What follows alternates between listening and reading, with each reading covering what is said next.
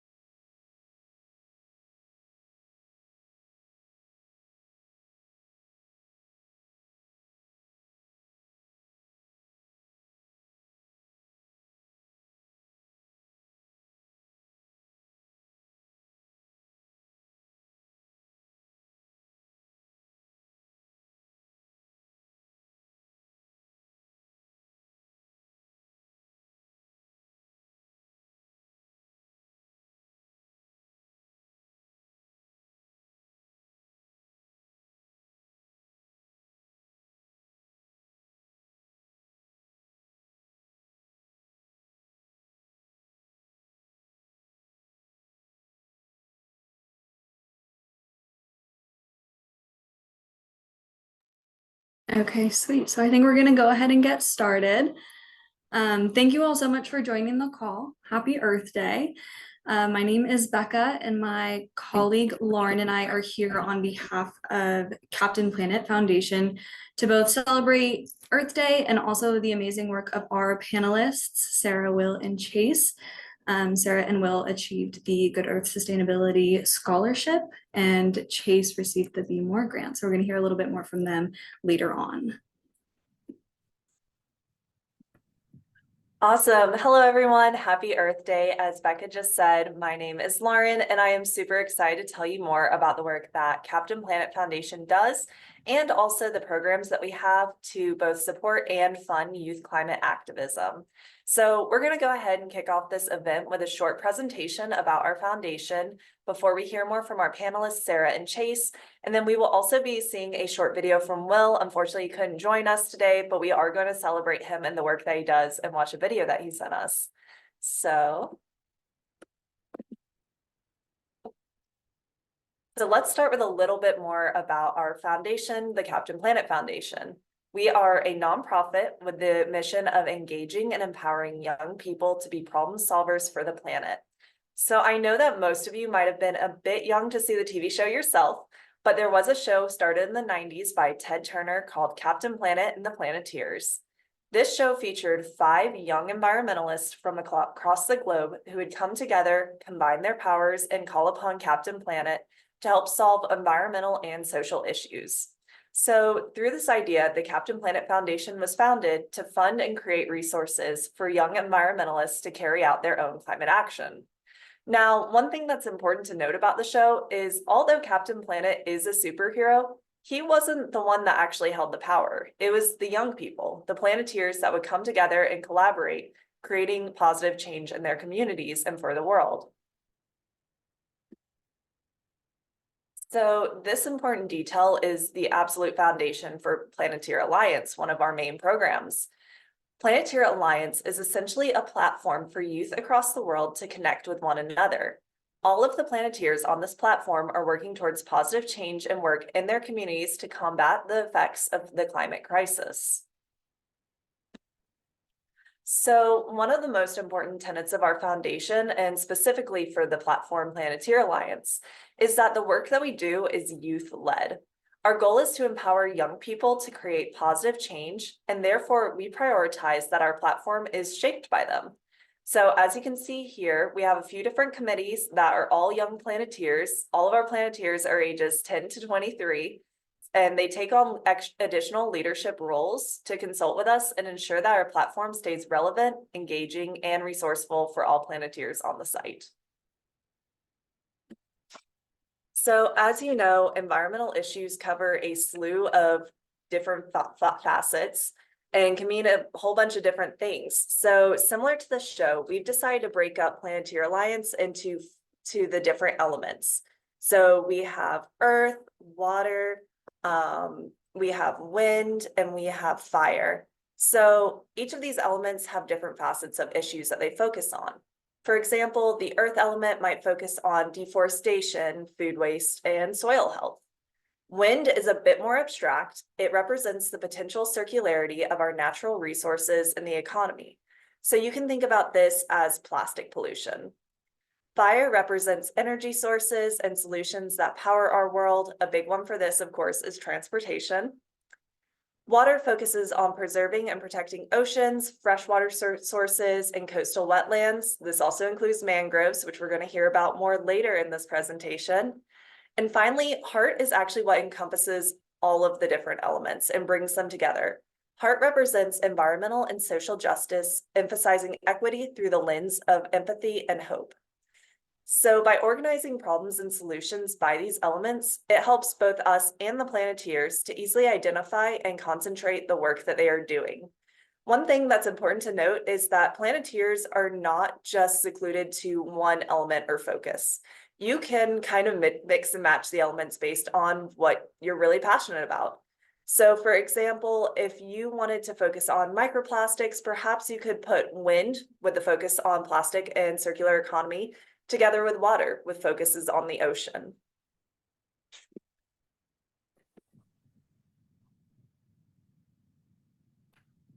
Awesome. So like Lauren said, the elements allow us to divide issues and solutions, which is super helpful because the focus of Planeteer Alliance and the goal that we have for all of our Planeteers is for them to create climate solution campaigns. We essentially equip Planeteers with the tools, resources, and funds to identify the root cause of an issue that they're really passionate about, and then design and implement a campaign to address that in some way. So for example, Lauren mentioned someone that was interested in wind and water, and maybe their focus is on microplastics in the ocean.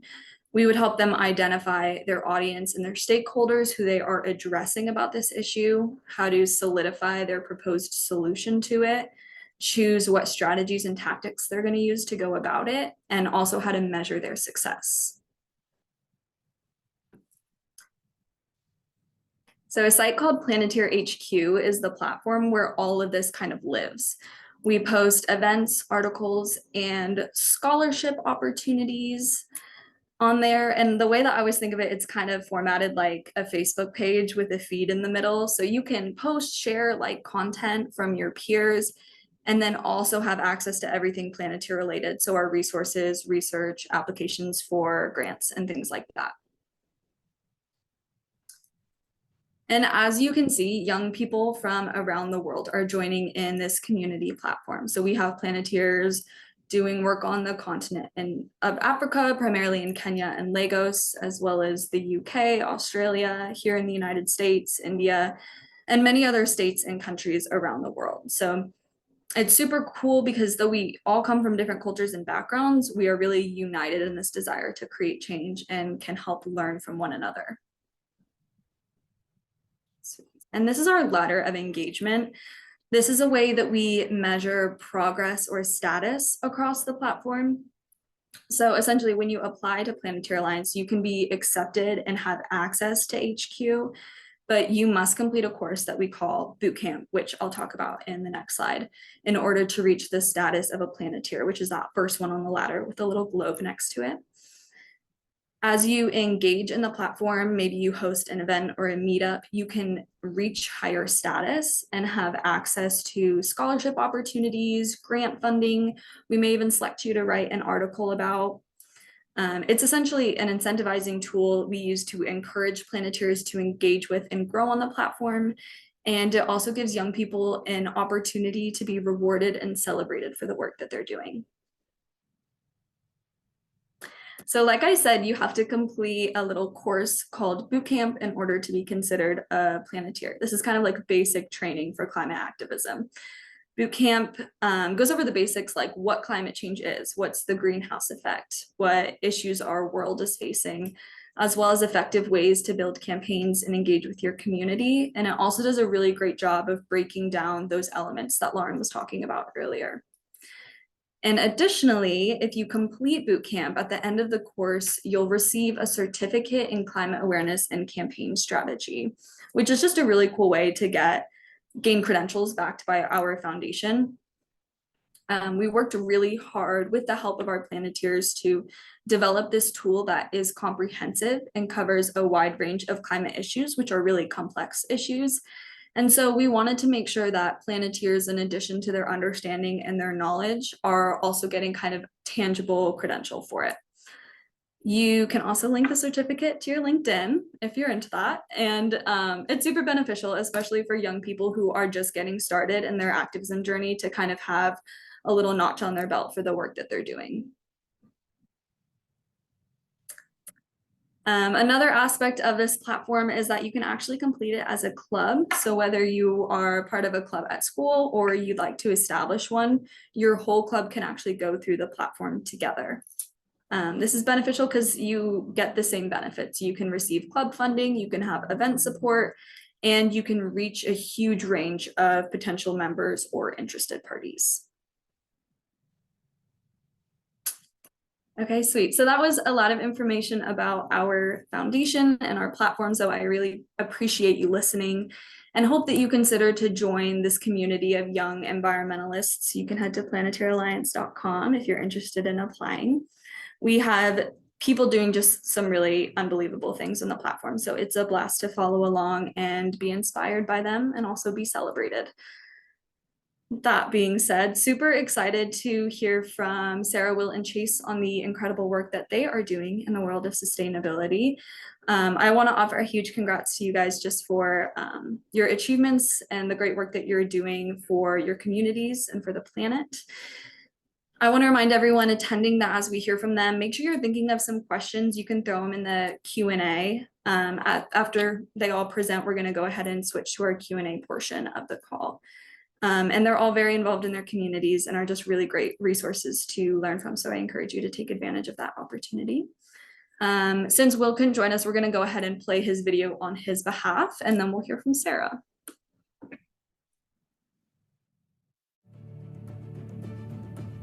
I live in Miami, Florida, along the coast, ground zero for sea level rise. If climate change continues at this rate, in 50 years, our whole city is going to be underwater. Coastline protection is really important to me. Here in South Florida, these mangrove forests can actually play a huge role. I'm Will Sharuis. I'm 16 years old. My project is called 1,000,000 Mangroves. In 2017, Hurricane Irma really affected both my home and my school. And there was even a boat that washed up on my football field. I happened to be learning about climate change in school, and I just felt I had to do something. I felt the need. My action started with just advocacy. I would just tell my friends, try and get them involved and get them to see the real importance of this issue.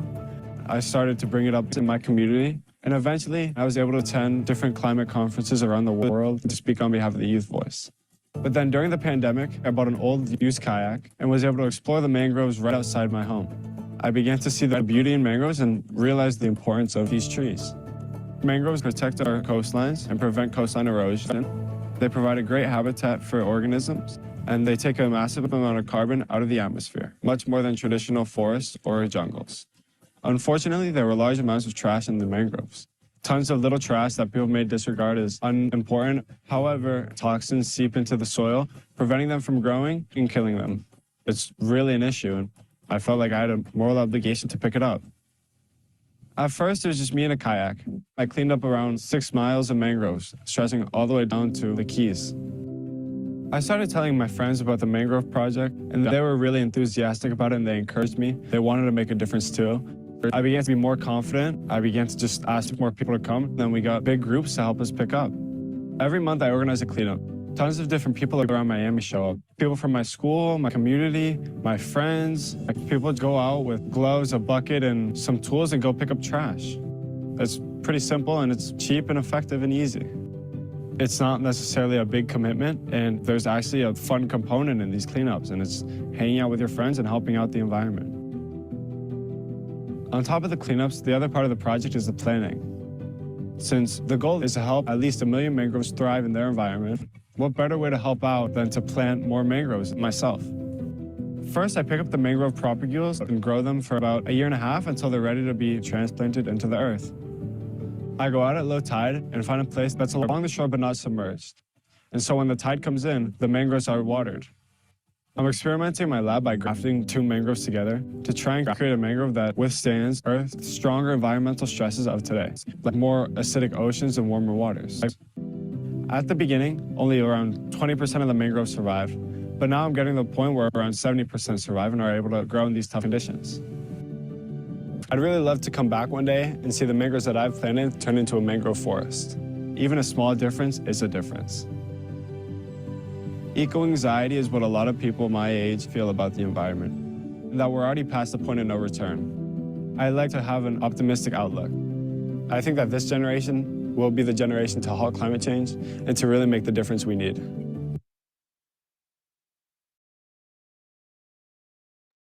Okay, perfect. So that was Will's presentation. I'm now going to move it over to Sarah. Sarah, we're so excited to hear from you. Okay, thank you everyone. So, yeah, my name is Sarah and I'm a senior in high school, and I'm from Los Angeles and I live here now. And I'm gonna talk about the ozone beam to address ground level ozone that's really harming plants. So, yeah, let's get right into it. Okay, so this is a picture of LA, one of its highways, and like you can see the downtown buildings in the picture. And basically, from this picture, you can tell that air pollution here is really bad. Like the smog, the smoke. And there was actually a study done by the American Lung Association, and they ranked like cities with the worst air quality, and LA was at the top. So air pollution is a serious problem here, but it doesn't only affect humans, it also affects plants. Next slide, please. So this is a tomato plant, and you can see how it's all brown and withered. And basically what's happening is that, so plants take up like nutrients through stomata, which is like on the underside of their leaves. And basically when they take in that air, they take the air pollutant with it too. And ozone is especially harmful to those plants because when ozone gets into the plant treats it like a pathogen. So it like fights it, and the brown spots spread, and like they try to drop the leaves in order to prevent it from spreading. And basically ozone just like it would destroy a plant, like you can see this plant here. So it's really a problem for plants, like they are not productive anymore and their leaves are all dropped and they have no way of continuing making photosynthesis and producing fruit. Next slide.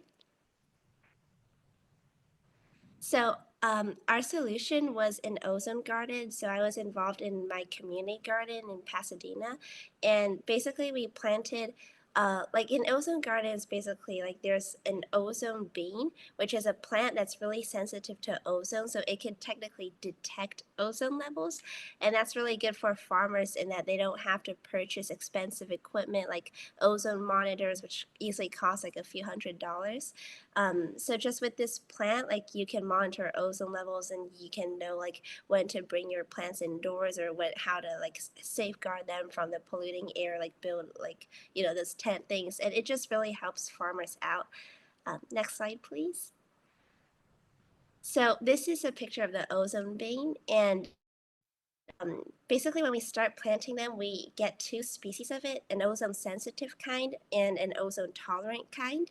So the ozone tolerant bean acts as the control, while the ozone sensitive bean, like the leaves will droop and sensitive to ozone. But basically by planting both of them side by side, we can ensure that the problem is with ozone. Like it's not because of like soil composition or watering or sunlight. Like it acts as a control. So we can ensure that the problem is ozone itself.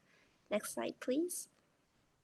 So these are some pictures of ozone bean seedlings. So you can just like plant them like any normal plants, pretty easy. Like just bury them 1/2 inch under the soil, and then like it'll grow, like water it continuously, give it sunlight. First I grow them indoors because they're seedlings, so they're like sensitive, and then after a few weeks out, you can move them out like into a raised bed or something. The wires you see here are like drip irrigation, so that ensures a steady water supply. Next slide, please. And once the plant grows up, you can just give it to farmers because they're the one who needs it most. So these pictures are like at farmers markets, and you because that's a place like where a lot of farmers gather regularly, and you can just distribute it to them. And this like explain how this plant will help them detect ozone levels so they can have good crop yields. And yeah, I think this really makes a difference in a community. It helps supports local farmers, and I encourage you to do the same. Thank you. Awesome. Thank you so much, Sarah. That was great. So I'm going to go ahead and stop sharing mine so that Chase can go ahead and share his presentation. Cool. Okay, can we see that? Perfect. All right. Hi, everyone. I'm Chase Hartman, and happy Earth Day. Thank you so much for joining. I'm 18 years old, and I am a graduating senior at Sickles High School in Tampa, Florida. I am the student body president at my school, and I am very involved with my community through various organizations that focus on education and the environment. And almost 8 years ago, I also started a book distribution project called Repeat, which eventually evolved into a nonprofit organization called Eco Brothers around 2020. I'm very grateful for NSHSS, and about a year and a half ago, I received the Be More Fund grant for $10,000 to promote diversity, sustainability, and community service in local Title I schools, which are basically low-income schools. Through the Be More grant, I was able to promote reuse by purchasing little free libraries and books to be put into schools so kids could exchange books they already read with other students instead of buying brand new ones. I'm super grateful for this organization's support in helping me reach thousands more students and make a greater sustainable impact on my community.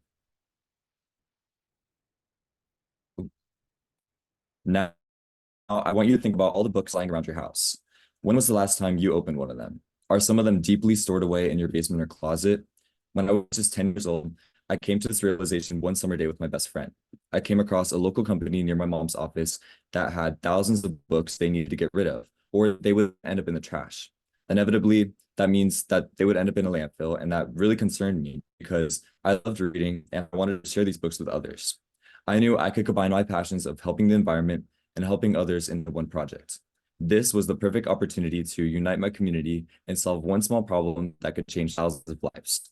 I asked the company if we could take the bins of books off their hands to prevent them from throwing them away, and they immediately gave me 4,000 books. And I can see here, those are the 4 bins, and they were very tall and had thousands of books in them.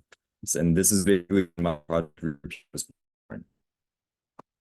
These boxes were huge, and we didn't know what to do at first. So my best friend and I began sorting during our free time and collected even more books. We ran book collections through our sports clubs, Boy Scouts, and many organizations in the community.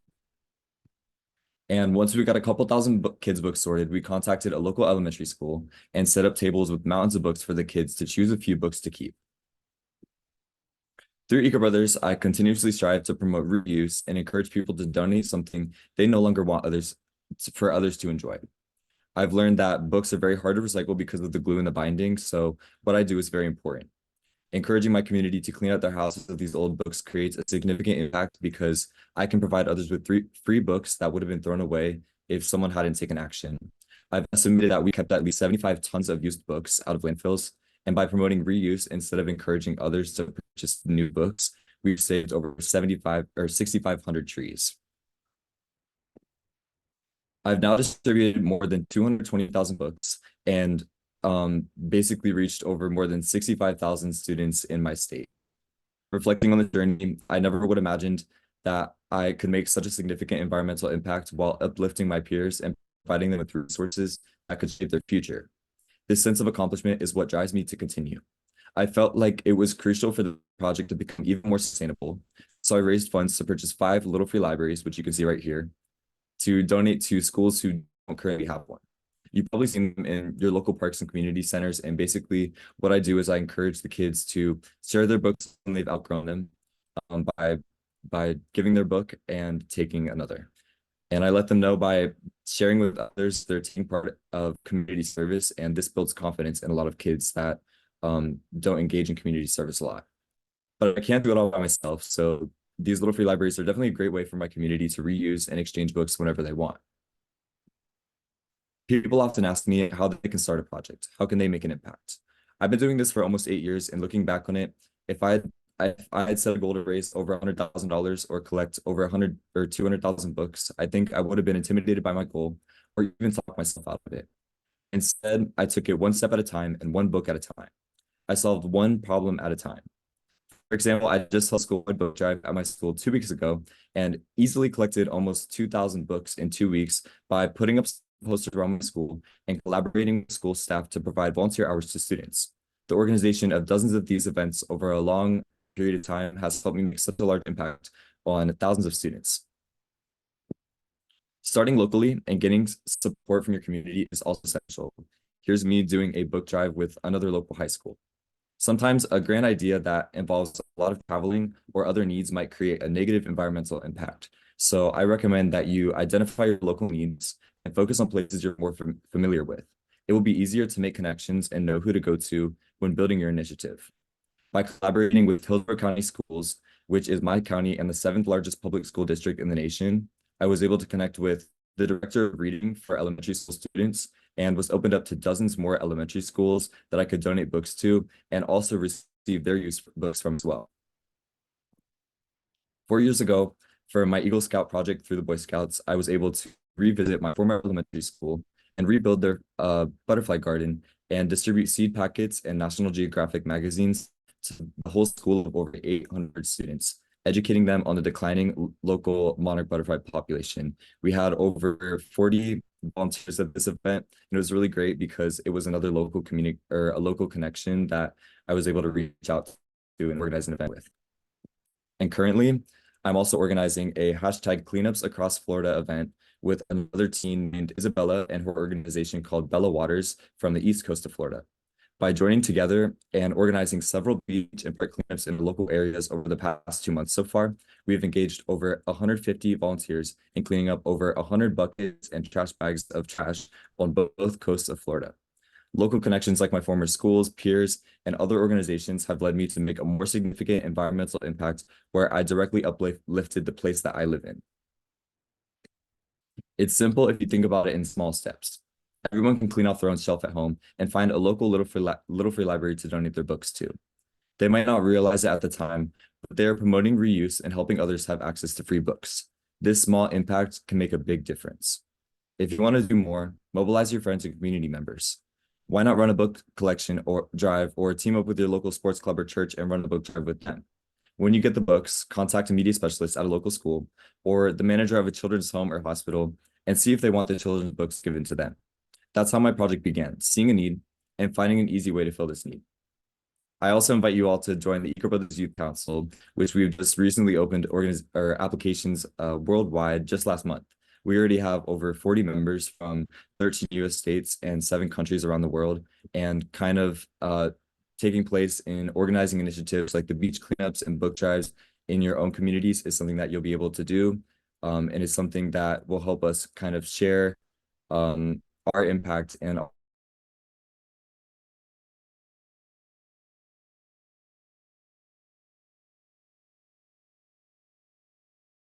provide some mentorship to you guys. I'll have the end so you can access that. I've also found successfully with environmental topics has been, but I think you can definitely relate it to environmental topics, has been attending my school board and county official meetings and sharing my perspective as a young person living in their community.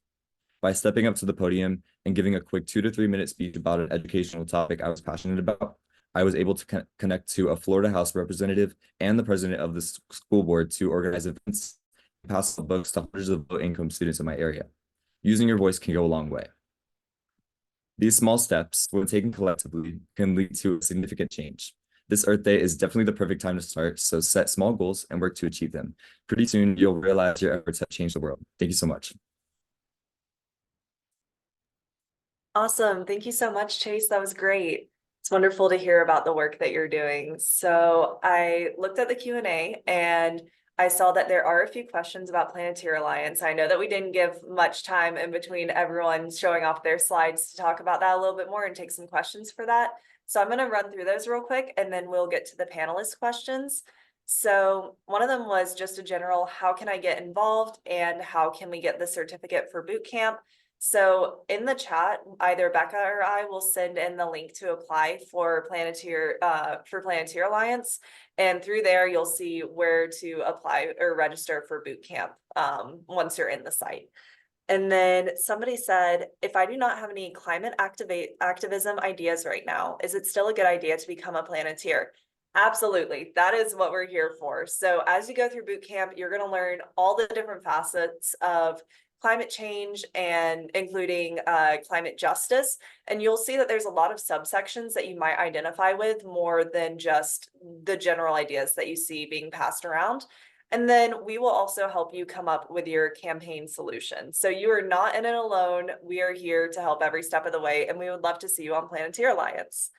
I do not believe that there are any certificates of attendance for attending this conference, but I am sure that Sydney with NSHSS would tell us if there were, but I don't believe that there are. Joining the organization is absolutely free. It's for anyone, anywhere, no need to pay anything. We are just here to help you along the way, and we will give you money for your ideas. So it's the opposite. So now I want to go ahead and give our panelists the first question from one of our attendees. And we'll start with Sarah. What was your initial motivation for your project? So for me, I've always loved gardening, like ever since when I was little. Like during COVID, when like there was nothing to do, like we were stuck at home, and that's when like gardening really took off for me. Like I became really interested in it. Like I remember I went on like garden.org and I bought botany textbooks, and like I had house plants, succulents, and I was like really interested in growing like fruits and vegetables. And then I kind of realized like how like in supermarkets we see so much like chips, ice cream, just like and junk food, and I wanted to encourage people to like eat healthier, like because like our community, you know, like diabetes or heart problems, I think it's partially caused by a bad diet. So I really wanted to change that, and I started joining my community garden. So like, and we could distribute like healthy, fresh, organic produce to our community. And then that's like when they introduced the ozone bean, and I really liked that project of helping farmers. So it's just like one idea led to another, and yeah, it took off. That's amazing how it kind of snowballed. I also found or rekindled my love for gardening during COVID, so I completely understand that. That's amazing. Chase, would you like to explain what your initial motivation was? Sure. I guess I'd always kind of been interested since elementary school in kind of a lot of social issues. So I'd always been starting a bunch of groups with my friends that were also interested in the same thing. So we had Golden Shelter Savers, like the third and fourth grade, where we did some drives for local animal shelters. And we had Protect Florida Beaches, where we did a few beach cleanups in fourth and fifth grade before I started Read Repeat. So I'm really kind of grateful that I've expanded Eco Brothers to not just focusing on books, but I think with Read Repeat and Eco Brothers specifically in education, I think it was combining all those passions and taking a chance on that one opportunity to take those 4,000 books and kind of recognizing that need in the moment, I think was really important for me to kind of get motivated to continue my opportunity. I kind of just saw the opportunity and really took charge, and was where I did a little bit of research and found a lot of facts about my specific community and about students, specifically low income students, and how I could help them and kind of benefit their futures. And that's kind of snowballed as well from there. Very cool. Yeah, at Planetary Alliance, we actually call them our climate stories, like what motivated us to get involved. And I think it's so fun to look back on what initially kind of sparked that passion and then to see how we've grown from that. So thank you both for sharing that. We also have a couple questions in the chat about Sarah's ozone beans. So it looks like we have one about how does the ozone bean indicate if there's ozone present? And then also, how did you discover the ozone bean? If you could share a little bit about that. Okay, so first, like the ozone bean is like a plant. So basically when there's a lot of ozone in the air, its leaves will like slightly droop, and that is an indicator of like high ozone. So you can just look for the plant signs like that. Like before the ozone bin, I had a house plant called a peace lily, and this plant was unique. And like whenever it needed watering, its leaves would droop slightly. So like it wouldn't die or wither. It's more of like an indicator. So it's the same thing with the ozone bin, in that it detects like ozone levels in the air, and when it's really ozone sensitive. So whenever there's a high level, it will droop a bit, and that's how you can tell when there's high ozone. And then for how I discovered the bean, well, I was in my community garden, and like they got a hold of the seeds from like some organization, like really big international organization. So I would say like just contact your community garden. Like I know for here in LA, like we have a lot of different community gardens for all the different cities, like Pasadena, Monrovia, Alhambra, like all of that, and they each have their resources. So that's how I got my ozone beans, and yeah, just like looking at that. Was there another question or? Oh, are ozone beans edible? Oh gosh. Okay, so I mean, there's just like normal plants. So I mean, we're growing them to detect ozone levels, but I guess since they are beans, you could like harvest them. But I'm not too familiar with that. Um, do different plants do that? Um, so I know that like a lot of plants are affected by ozone in the air, like tomatoes, potatoes, like flower, or and like they're all affected by ozone, which is why ozone has such a negative effect on plants. But I think their effect is like the plant withers and dies. Um, so ozone being is like really designed to detect that ozone, so its sensitivity, like you can see it in the leaves. But for the other plants, it just like affects them. You see the brown spots, you see the leaves dropping, and there isn't anything you can do. So but I would say that ozone being is just like designed for that.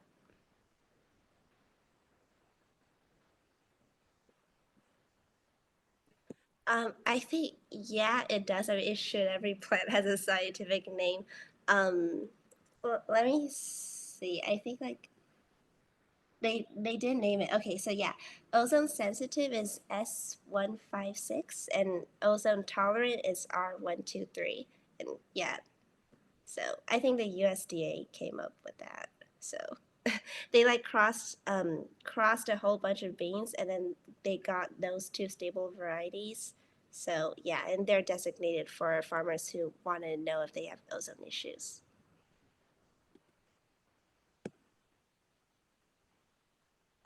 What should farmers do when the plant detects ozone? So I would say like you want to avoid the plant being exposed to ozone, since ozone harms the plant. So like if the plants like were small, like you could move them indoors, or you can like put this covering over them, and like there's like greenhouse like structures like for gardening, so that can keep the air inside clean. So yeah, once you know there's ozone, then you can take steps to avoid it. What made you focus on the ozone side of biology? Okay, so well, like I'm always from LA, so in LA the summers can get pretty hot, and like the highway picture that I showed in the beginning of the slides, like we see that like almost every day during summer, and it's like the skies aren't clear. They're only dark blue after it rains, but usually they're like that smoggy light blue color, and so we all know that the air is pretty polluted, and in the summer we try to avoid going out too much, but that kind of like so I was like aware of ozone, and then when I found out about the ozone being and like how it harmed plants, and then that's when I took the initiative.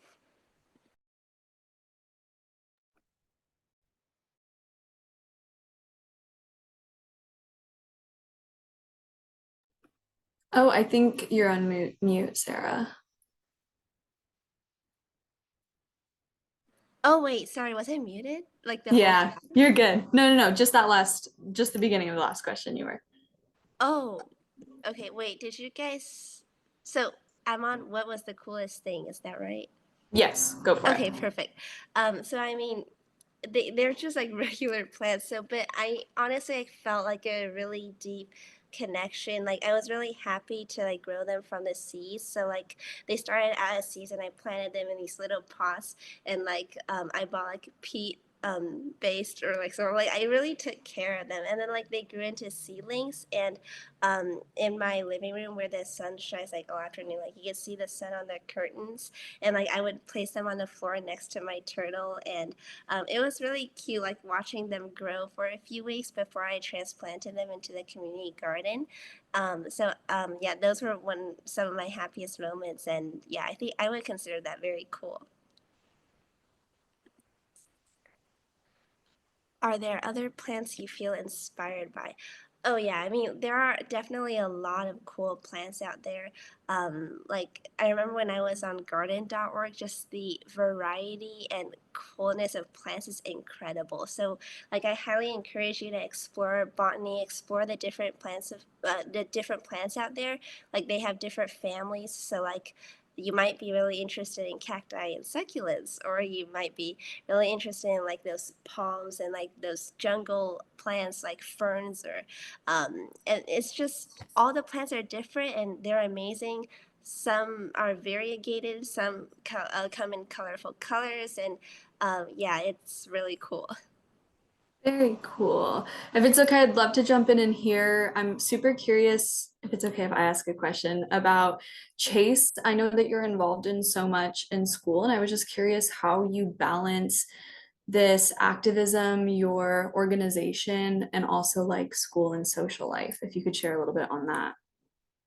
Yeah, I think the kind of main way that I balance it is kind of just finding things that I enjoy and finding things that I'm passionate about. And I think participating in Eco Brothers and getting my friends involved and getting my working with my brother is really important to me because it keeps me going and it keeps me motivated, especially when there are other things like subjects in school that I'm not really involved in. So really just kind of focusing on those things that I'm passionate about, such as beach cleanups and helping students, and it really keeps me going.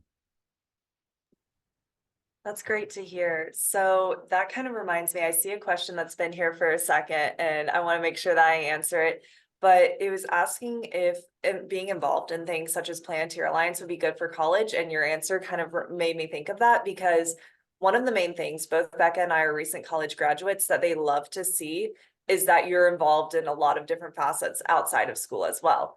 So like you were saying, making sure that you have time for different hobbies, different activities, and all of your cleanups is super important. That's going to look great for colleges.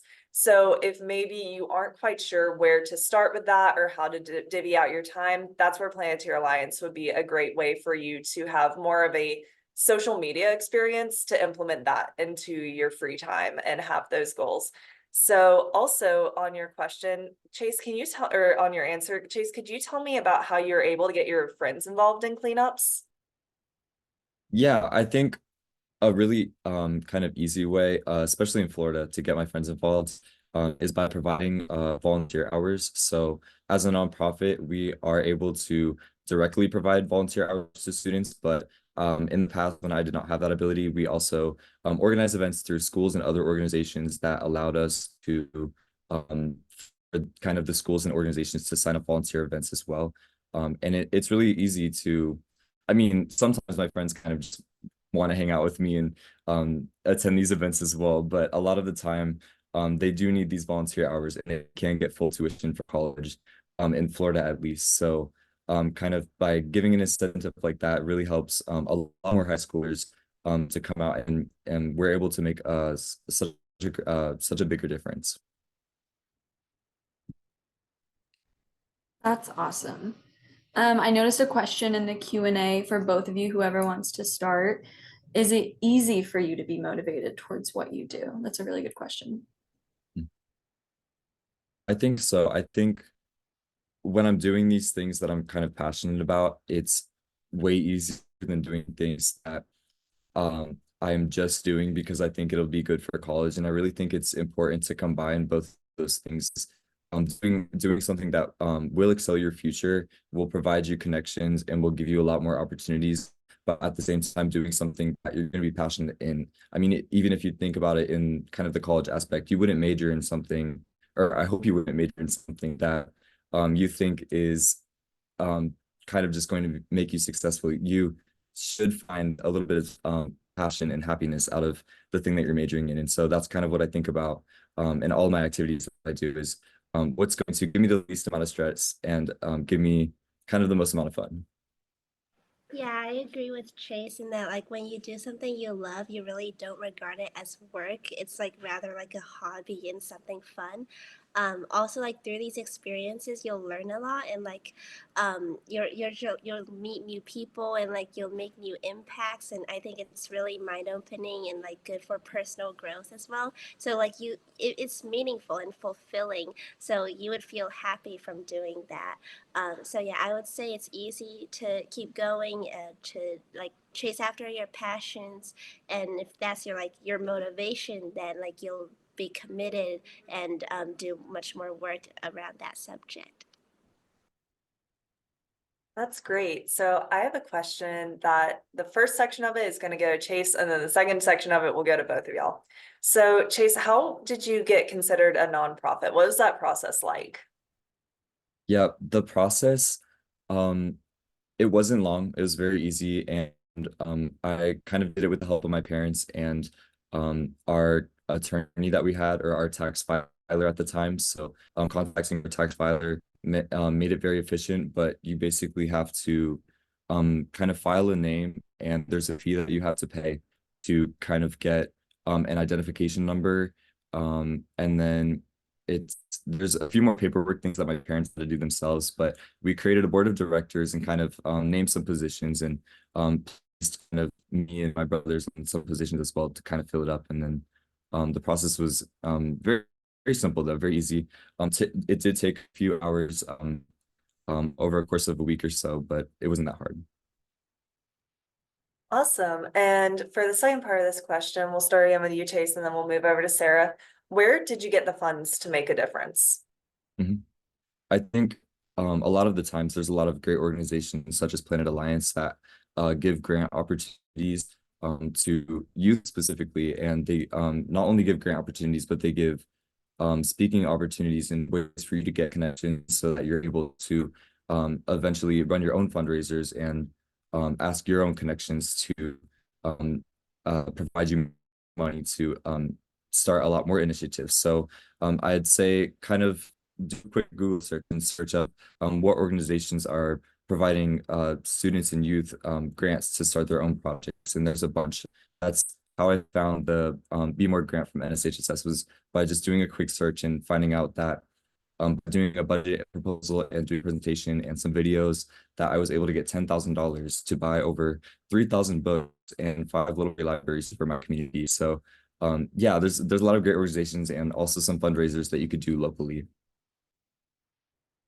Yeah, I would say this question does apply more to Chase because like I worked with my community garden and like with community gardens I think they get like funds from the city, so like taxpayers money or I'm not sure, but I mean they have funds themselves. So like with the Ozo bean, I just got it from them and like they already had the beans and they just like needed someone to like make the project into reality. So like I planted them, distributed them, but funds was like never an issue like with what I was doing.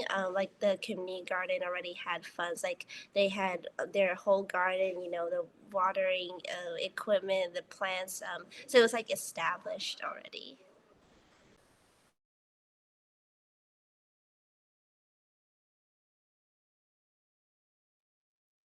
Very cool. Another question I have for both of you is, besides the awesome work that you're doing with your organization or on your projects, are there little things that you do throughout your day to celebrate Earth Day as every day, or just little actions of sustainability that you try to implement in your everyday life?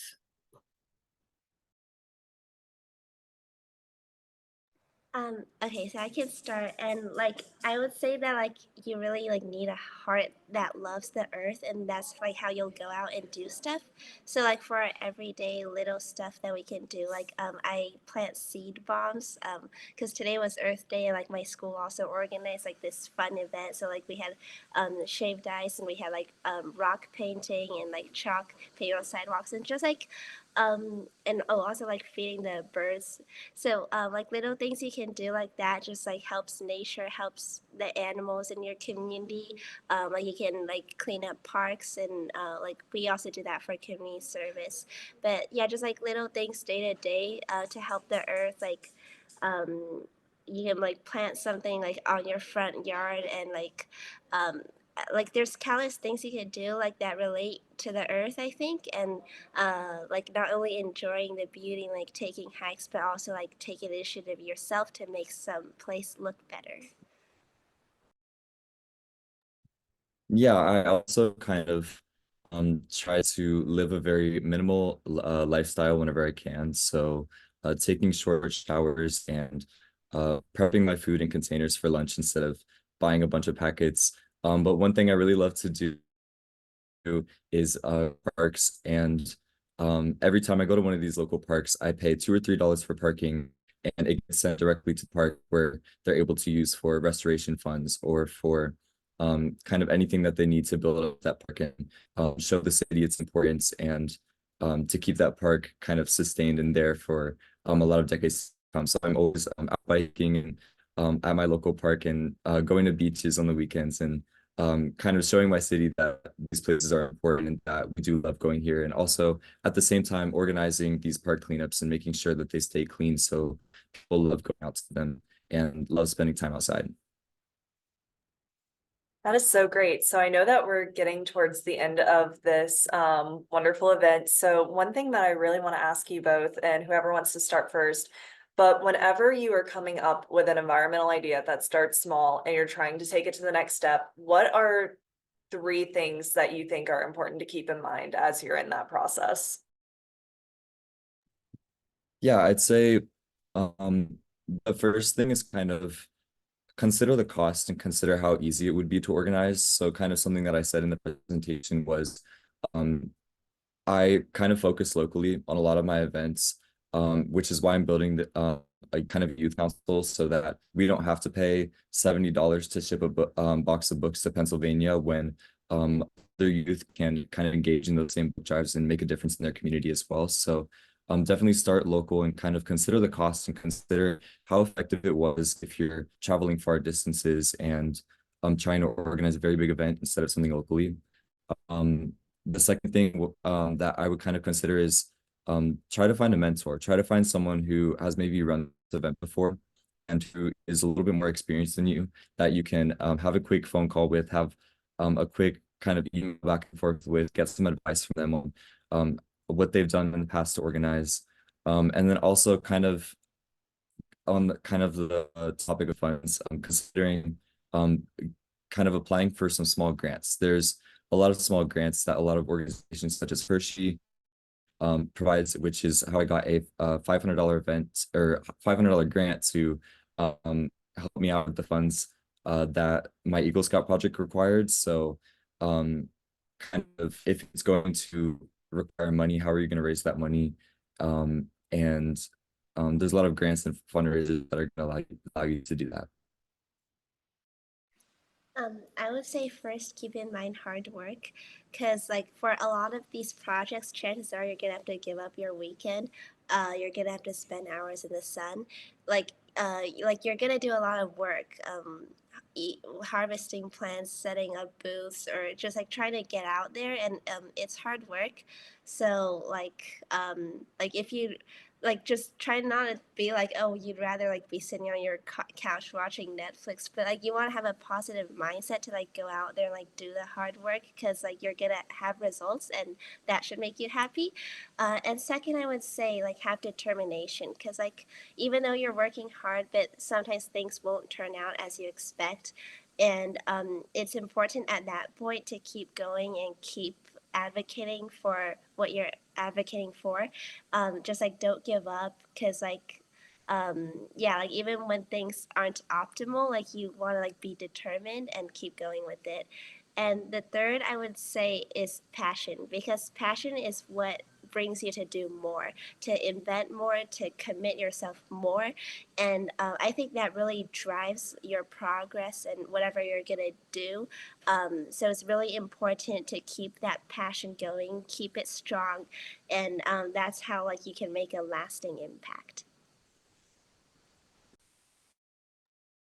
So those are great answers. I see another one in the Q&A specifically about starting a nonprofit in the community. And if they leave for college somewhere else, would I have to pass on the leadership role of the nonprofit to someone else within the community? Or can I continue the nonprofit in the community near I go to college to?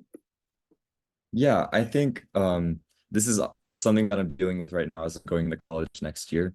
And I'm kind of doing a combination of both. I'm very grateful to have my brother who is going to take a lot of the local leadership responsibilities and kind of event planning that we do. So I'll pass a lot of roles down to him. But I'm also looking to start a club or a chapter at my college and get a lot of my friends involved in college as well. So I'm definitely doing a combination of both. And I think it'll definitely be difficult at first to kind of start that club or chapter, but I'm really confident that since I've already gotten some friends here in Tampa and all around the world to help me out, that I'm really confident that I'll also get people to help me out on my college campus and in that community as well. So I definitely don't see it as any challenge at all, and I definitely think you should do that if you're considering it. Yeah, so like Awesome. oh.